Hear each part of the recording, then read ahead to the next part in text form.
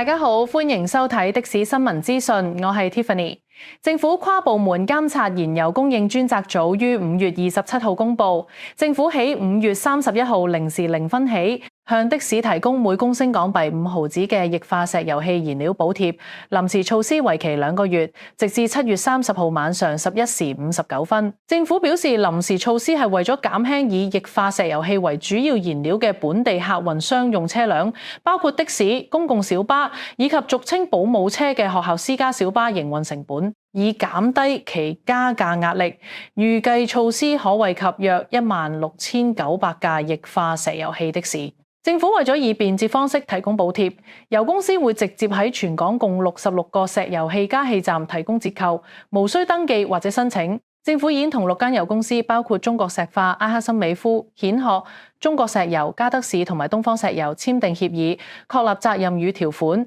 清楚說明補貼措施嘅操作安排。運輸署署長謝永儀於5月31號到訪唔同區域嘅專用石油氣加氣站視察，了解油公司點樣直接為合資格車輛提供折扣。按照政府與油公司簽訂嘅協議，油公司向受惠司機發出嘅收據以清楚識別折扣金額，政府會向油公司發還少收嘅實際金額。署方已在全港嘅石油氣加氣站、運輸署牌照事務處等地方張貼臨時措施嘅海報，並會持續督導油公司，確保系統運作暢順，以及密切監察補貼嘅實施情況。至於國際油價方面呢，高盛表示，從中國同西歐4月嘅石油銷售數據顯示，該行對當月本已偏低嘅需求預估存在每日約200萬桶嘅下行風險，呢個可能導致佢嘅布油價格預測下調約10美元。亞洲地區石化原料需求疲軟體，而家乙烯工廠產能利用率下降，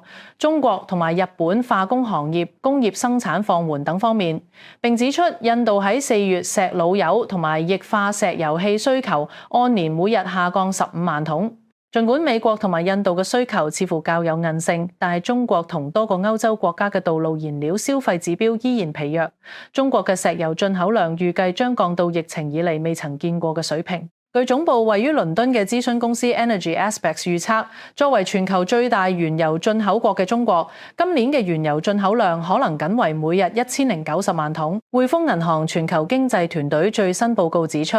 霍爾木茲海峽因美伊衝突關閉咗接近12個禮拜，已對全球通膨造成難以逆轉嘅衝擊。即使美伊迅速達成協議，海峽重新開放 ，supply side 震盪嘅影響仍將持續發酵，預計將有更多央行被迫加息。報告強調，市場關注焦點唔應該局限於原油、航空煤油、柴油等成品油，同埋化肥、硫磺、石老油、乙二醇等塑料原料，乃至鋁同埋氦氣均面臨短缺危機，且成品油庫存水位遠低於原油，脆弱性更高。報告警告，下游衝擊將原產業鏈傳導至汽車、半導體、包裝與食品等行業。亞洲地區對中東供應嘅依賴程度最深，其中泰國、新加坡、韓國同菲律賓首當其衝。匯豐認為，此次供給側衝擊具有持續性與非線性擴散嘅雙重特質。亞洲與歐洲所受衝擊較美國更為深重。當前最大嘅不確定性仲在於美伊衝突幾時結束，拖得越耐，縫針嘅代價便會越高昂。唔知你對以上嘅內容又有啲咩睇法？歡迎留言。如果想了解更多最新嘅的士牌資訊，歡迎下載我哋嘅 App HKTEX 一站式的士買賣租賃平台，密切留意我哋香港的士交易所。我哋下集見。